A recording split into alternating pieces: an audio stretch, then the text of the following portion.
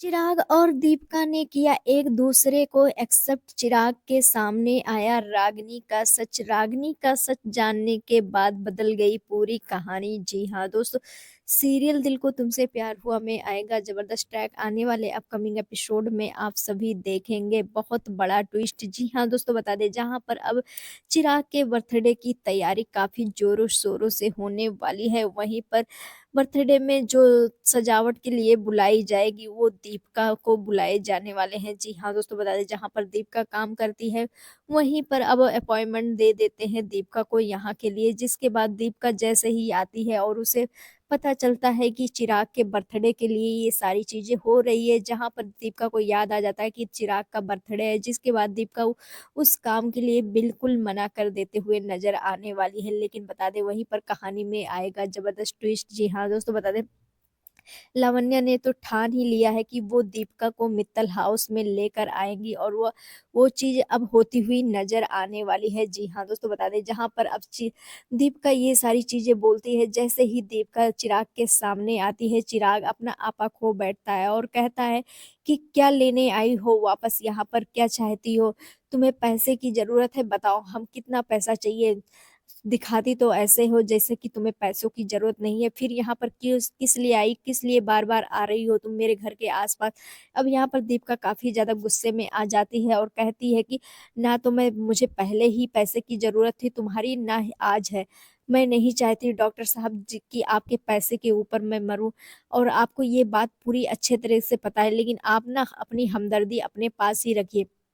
जहां पर बोलते हुए नजर आता है कि तुम्हें पैसे नहीं चाहिए, तुम्हारी बच्ची को उसके पिता का नाम चाहिए, क्यों वो छोड़ गया, सिद्धार्थ के लिए बोलता है, जहां पर अब काफी गंदी गंदी बातें बोलता हुआ नजर आता है गुस्से में। जिसके बाद दीपिका का गुस्सा फूटता है और कहती है कि मैं तो लेकर आई थी जब 6-7 दिन की थी मेरी बच्ची तभी लेकर आई थी, लेकिन तुमने ही मन अपनाने से इनकार कर दिया और तुम्हारे वजह से मैं वापस लेकर चली गई। जब मैं वापस तब लेकर चली गई थी तो अब क्या, और मैं नहीं चाहती कि आपसे मेरी कोई बहस हो, मैं यहाँ पर सिर्फ काम करने के लिए आई हूँ। जहाँ पर अब चिराग काफी कुछ बोलता हुआ नजर आता है, तभी वहां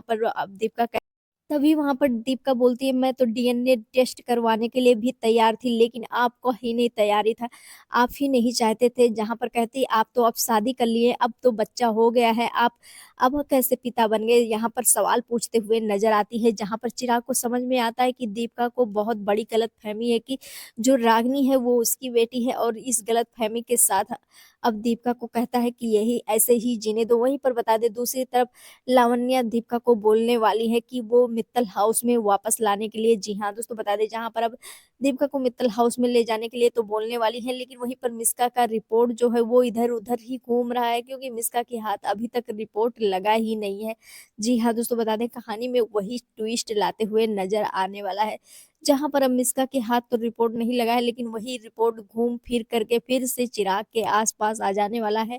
और आ जाएगा, जिसके बाद चिराग के सामने रागनी का सच आ जाएगा और चंदू का भी सच आ जाएगा चिराग के सामने, क्योंकि पार्टी में चंदू आने वाली है और चंदू अपनी माँ के पास बार बार आना जाना लगाने वाली है, जिसके बाद ये सारी चीजें देखकर चिराग को समझ में आ जाएगी चंदू तो पूरी दादी पर गई है।